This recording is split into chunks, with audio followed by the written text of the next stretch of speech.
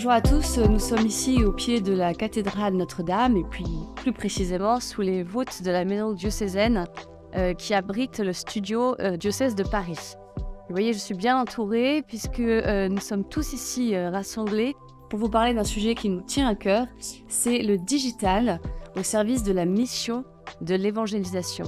Alors je vais vous présenter mes invités du jour et je vais commencer par celui qui vient le plus loin, Angers je crois. C'est ça exactement. Bonjour Xavier de Colombagne, toi tu es cofondateur de Au Clocher. Exactement. Nicolas Chatin, bonjour. Bonjour. Tu viens nous parler toi de Prixme et de Retreat. Exactement. Et enfin Jonathan Langlois, Bonjour. cofondateur des Lueurs.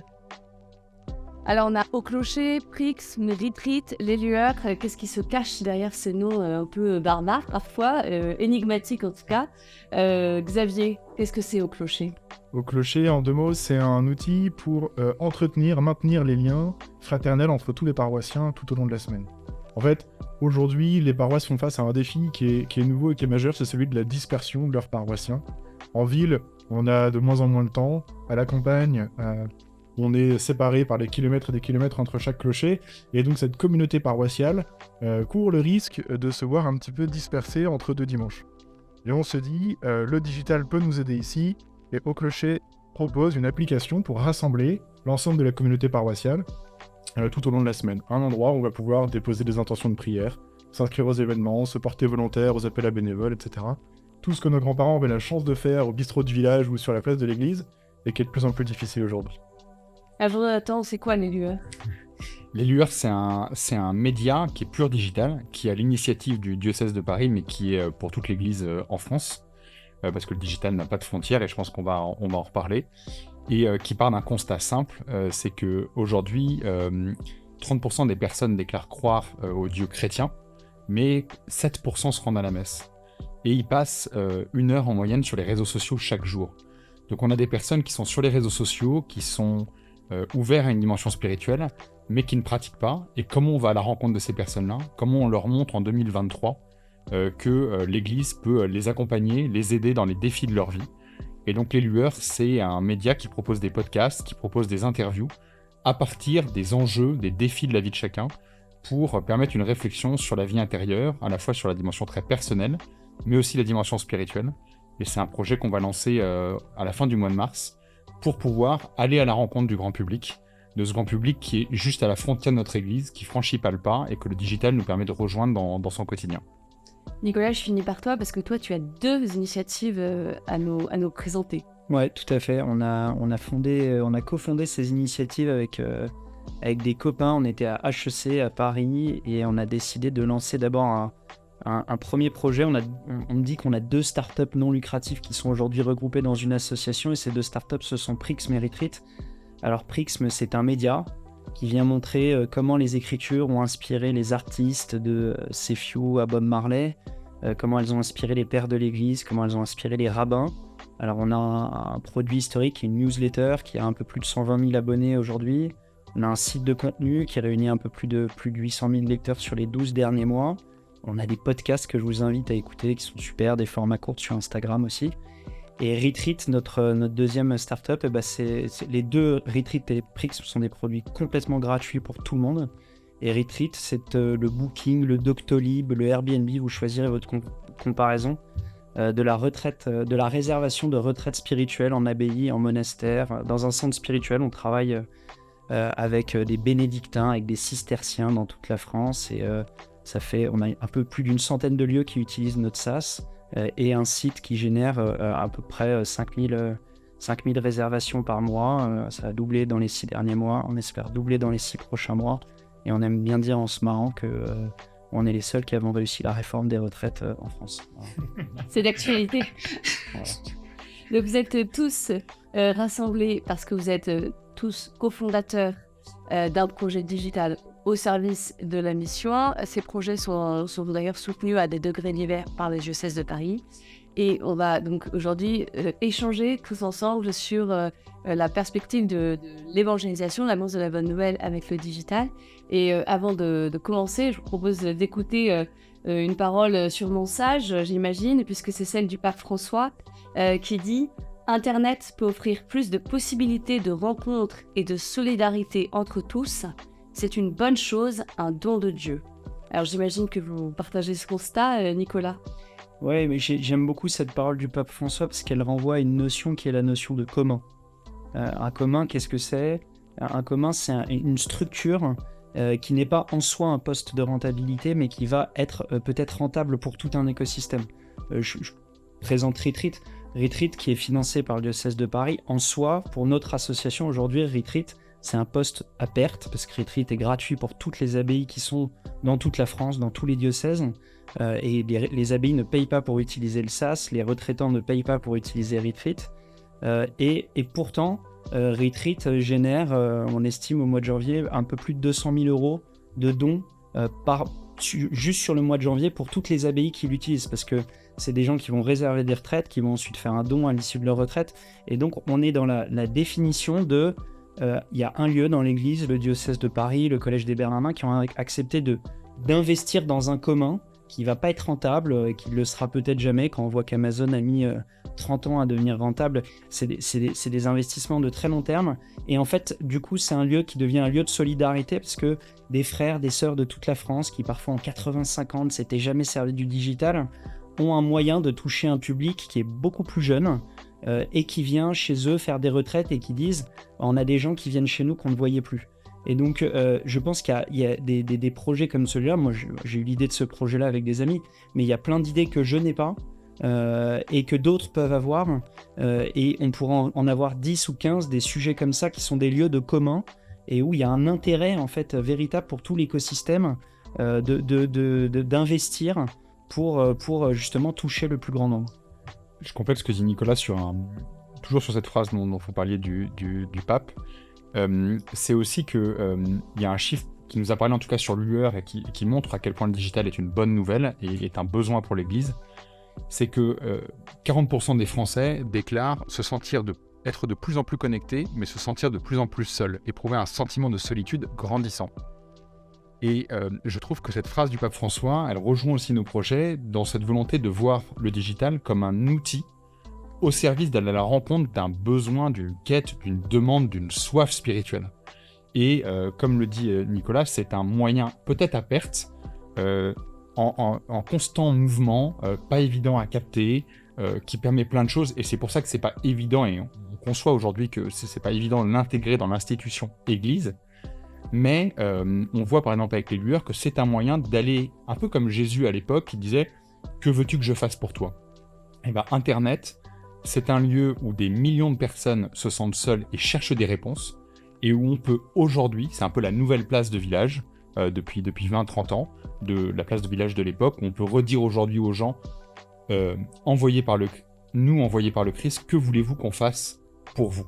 Au nom du Christ, mais pour vous. Et donc il y a comme une invitation, comme une posture qu'on a aujourd'hui dans nos églises, et je pense que tu en parleras mieux que moi, et ben, le digital, c'est un moment où on peut avoir exactement la même posture que celle d'antan, pour pouvoir proposer aux gens de les aider, de les accompagner, de leur annoncer la bonne nouvelle, et de cheminer avec eux à partir de leurs besoins. Et ça me paraît être une notion importante, de ne pas voir le digital comme quelque chose de différent, mais comme quelque chose qui est ancré avec la vie réelle. Et on en reparlera peut-être du lien après entre le vie réelle et vie digitale.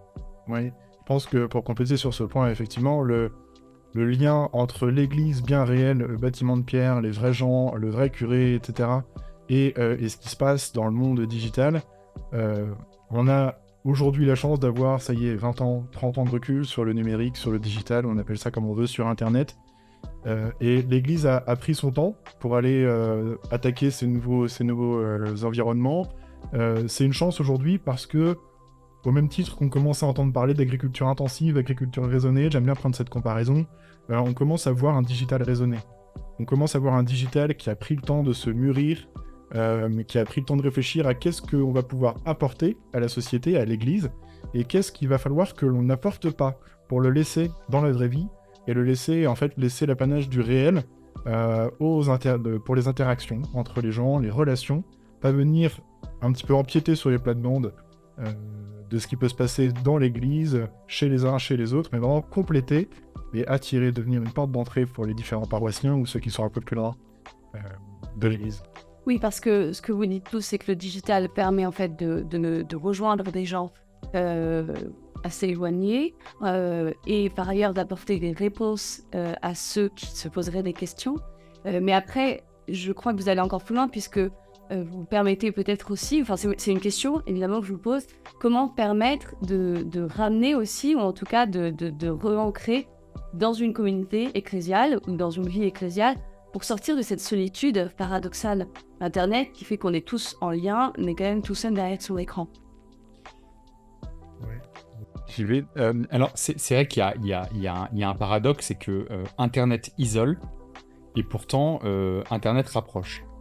Et ça pose une vraie question pour l'Église parce qu'elle veut proposer, elle, plutôt de rapprocher de l'essentiel, de rapprocher du Christ, de rapprocher les personnes qui cheminent pour le Christ entre elles. Et donc, on peut avoir l'impression qu'investir le digital, c'est investir dans quelque chose qui éloigne les fidèles les uns des autres.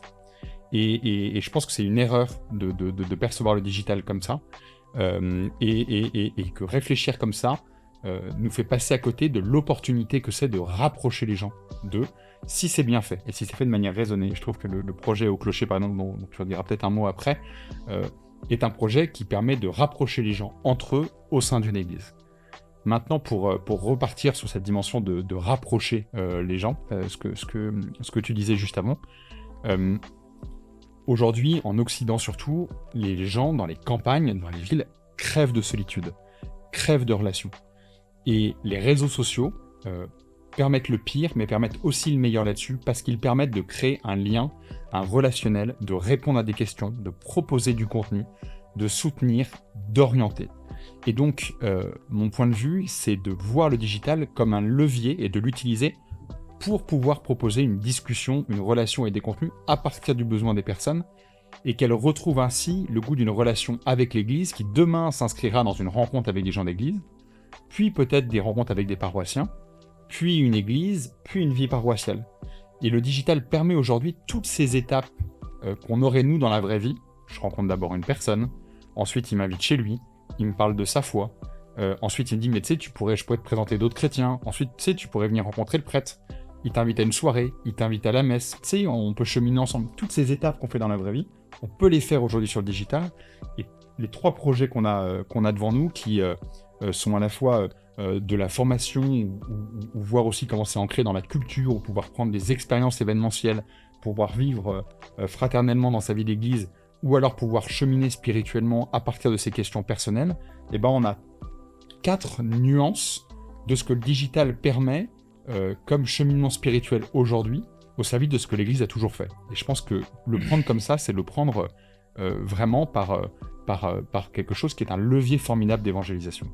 Ouais, moi, la question qui se pose, c'est comment on fait mieux du digital, parce qu'en réalité, le digital, il est déjà là, il est déjà utilisé, parce qu'il y a nos projets, mais il y a après tout le bac, toutes les fonctions support.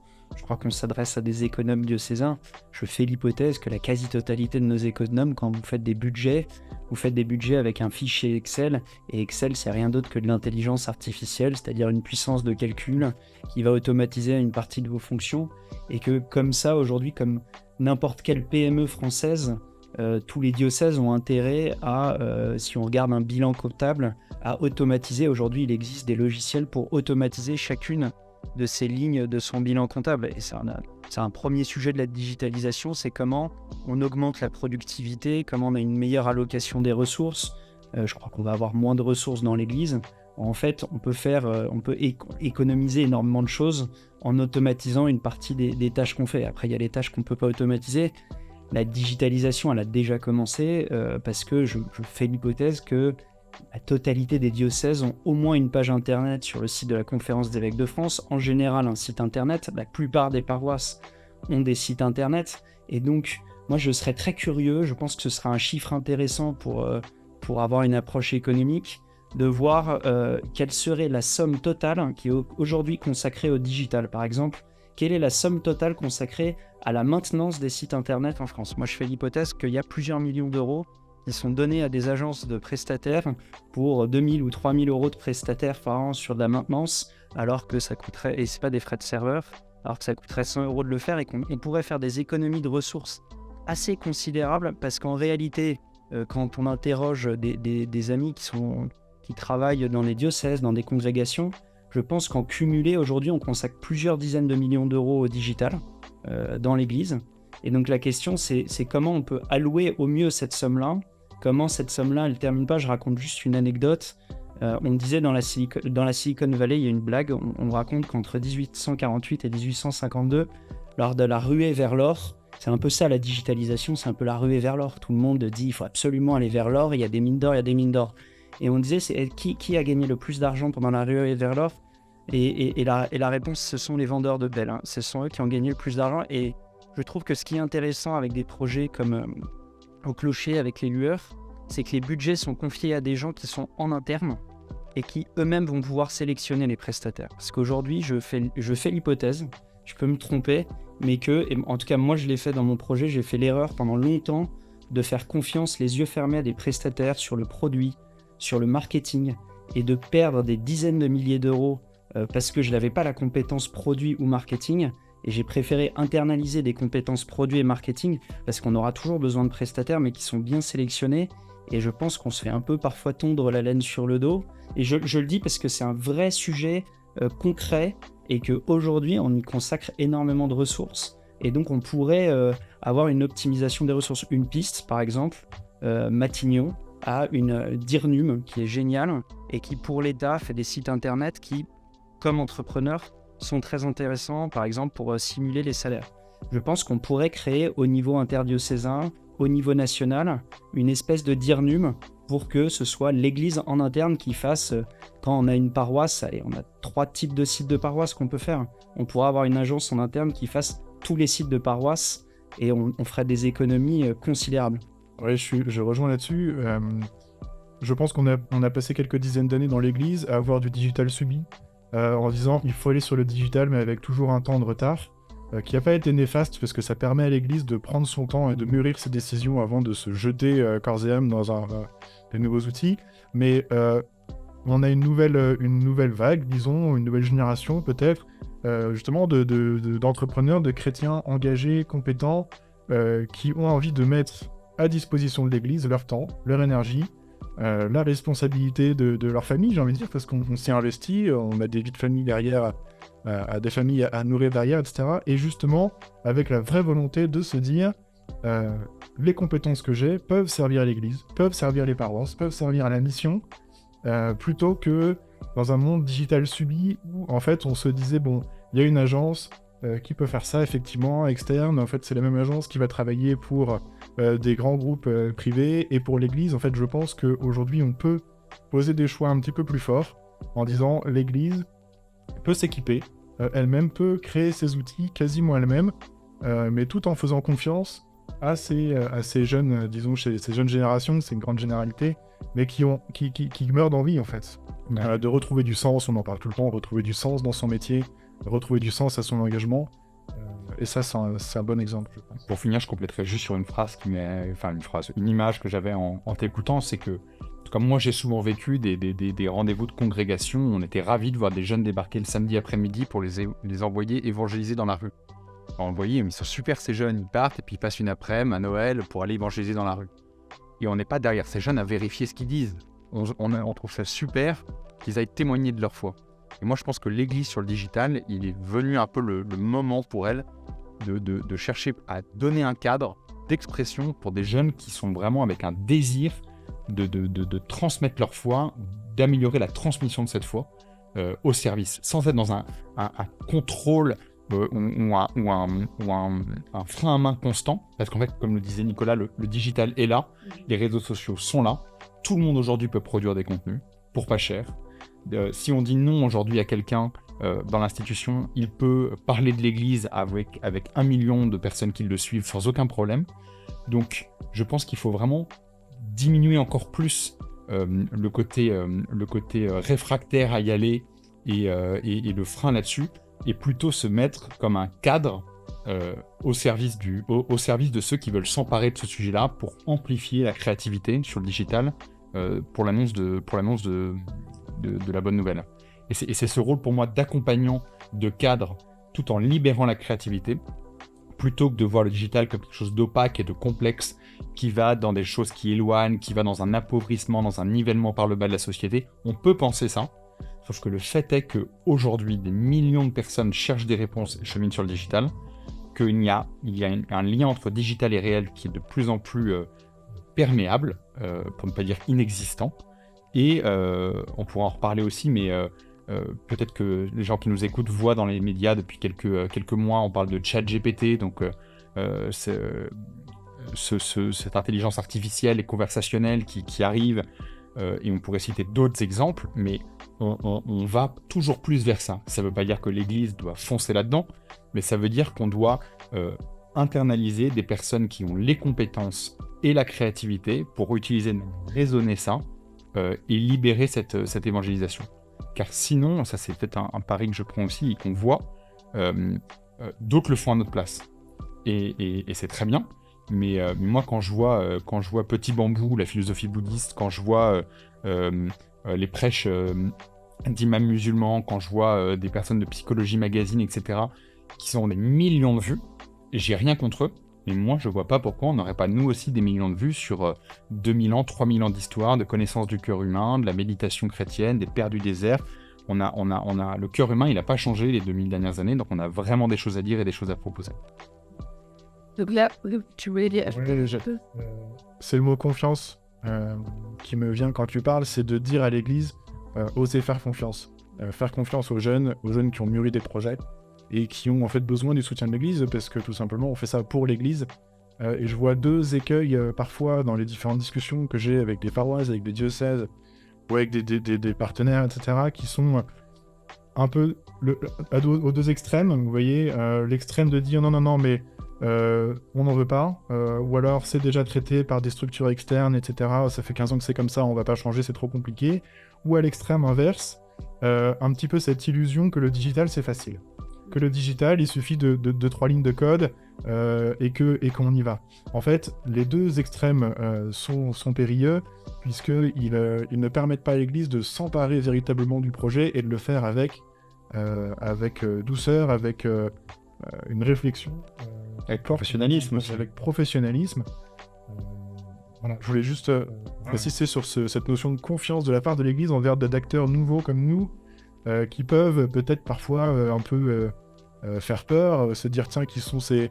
Tu as parlé, tu as eu une discussion assez professionnelle, assez financière, en disant bah voilà, il y a des flux d'argent qui tournent là-dedans, faut le dire, faut pas en avoir honte, on a tous besoin de vivre, et ne pas avoir peur de ça en disant qui sont ces petits jeunes là qui viennent peut-être s'immiscer dans les diocèses, qui viennent s'immiscer dans l'église, etc. En fait, on le fait, et je pense que cette vidéo en est une bonne preuve aussi, en ouverture intégrale, en disant on fait ça pour l'église, aidez-nous, en fait, tout simplement. Mais moi, pour aller dans ce sens, je crois que c'est intéressant de regarder les modèles qui fonctionnent.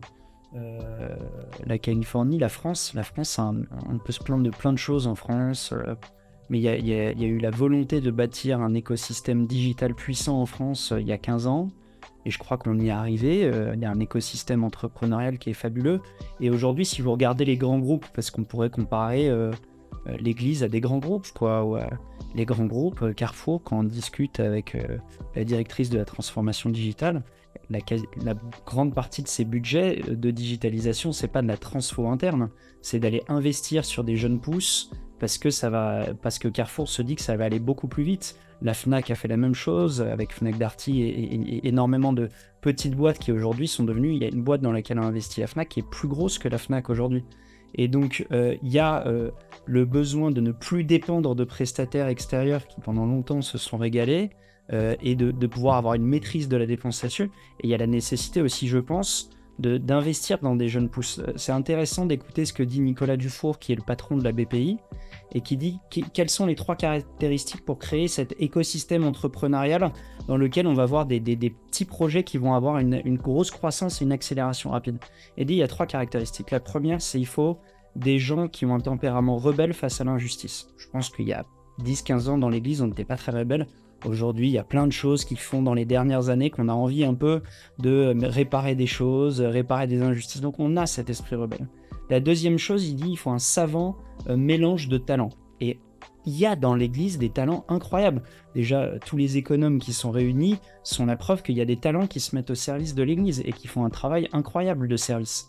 Moi, je reçois, depuis que la Prix Merit Read réussisse bien, je reçois des CV toutes les semaines de personnes qui sortent d'HEC, de Sciences Po et qui ont envie, parce qu'il y a un momentum, comme on le disait, de gens qui ont une trentaine d'années et qui sont prêts à s'investir sur des sujets. Et la troisième chose, donc on a les deux premiers, on a un esprit rebelle, on a les talents.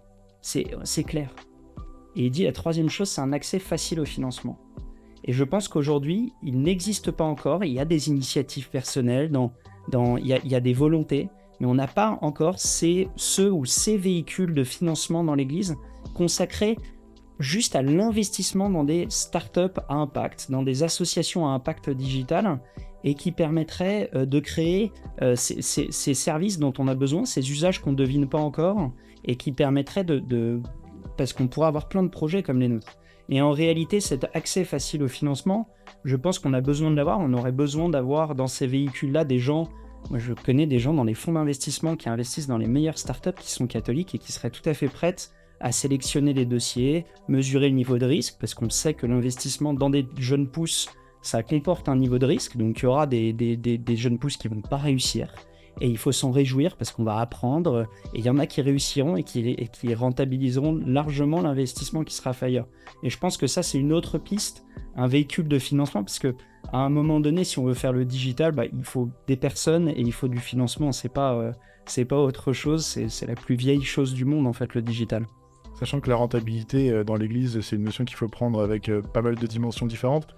Parce que moi, on me demande souvent, mais comment, dans ma paroisse, avec Au Clocher, comment je pourrais savoir si Au Clocher ça marche ? Sous-entendu, comment est-ce que je sais que l'abonnement auquel je souscris, j'y retrouve un peu mes petits, quoi. En tant que curé de paroisse, tout ça. J'ai souvent tendance à répondre que si une famille qui a demandé le baptême pour son enfant et qui, dans 90% des cas, ne revient pas ensuite le dimanche d'après et les dimanches suivants à la messe, si une de ces familles, grâce à un de nos outils, revient à un déjeuner paroissial, revient à la messe de Pâques, revient à ceci ou cela, vient 5 ans plus tard inscrire son enfant au caté, alors ça, c'est de la rentabilité pour l'Église. Ça, c'est la meilleure rentabilité qu'il faut d'abord chercher, et ensuite, on parle de rentabilité financière parce qu'il faut que ces projets tiennent la route, et un projet qui vit, c'est un projet qui fait vivre, et il faut d'abord que ça fasse vivre les gens qui s'y investissent. Et moi, je m'inscris complètement dans ce qui vient d'être dit. Je rajouterais juste un mot, un mot c'est plutôt pour compléter, c'est voir le digital. En fait, dans l'Église, ces dernières années, on a une tendance à avoir une communication parfois assez descendante et assez moralisante. Et donc, on peut voir le digital comme un super panneau d'affichage qui permet de mieux faire passer des idées ou la doctrine sociale de l'Église ou des choses comme ça. Et dans ce que disaient mes deux camarades, à partir du moment où on voit le digital comme un mode relationnel formidable, donc ça veut dire une nouvelle manière d'entrer en relation avec les gens, que ce soit ceux qui sont dans l'église, ceux qui sont au seuil, ceux qui veulent se former, ceux qui veulent aller passer un temps d'expérience, et qu'on peut mettre des projets, parce qu'on a accès au financement, parce qu'on libère la créativité au service de cette relation, alors en fait, on ne fait que continuer le rôle de l'Église, quoi. On ne fait que continuer le fait de proposer d'être en contact avec elle, d'être accompagné sur son chemin, de pouvoir suivre un appel de baptême, une fois qu'on a cheminé avec le baptême et que ses enfants grandissent, qui posent des questions, de pouvoir écouter des podcasts qui nous éclairent et qui rentrent avec la pop culture. On vit un burn-out où on vit un sujet de la souffrance, de pouvoir écouter des contenus dessus avec lueur, etc., etc. Et donc, j'insiste là-dessus parce que cette créativité, ces moyens, ces projets sur le digital, c'est pas, parce que je sais qu'on parle à des économes aujourd'hui, c'est pas une dépense pour permettre à l'Église d'être sur le digital parce qu'il faut être sur le digital. C'est pas ça. C'est d'utiliser les moyens et là où sont les gens aujourd'hui pour continuer ce que l'Église fait depuis 2000 ans, être une occasion de rencontre et de cheminement spirituel dans sa vie et de formation. Et ce n'est qu'une continuité, c'est pas un devoir parce que la société va dans ce sens-là et qu'on suit le sens du vent. C'est pas une mode.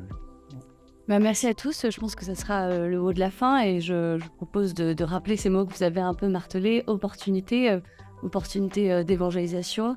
Confiance aussi dans cette génération qui se lève et qui veut prendre à bras le corps le sujet du digital. Et puis évidemment, comme toujours, professionnalisation, en tout cas compétences, sérieux dans ces projets pour réinventer, en tout cas appréhender le digital de demain au service de la bonne nouvelle, bien sûr. Je vous remercie. Merci beaucoup. Au revoir. Merci. Oui. Merci.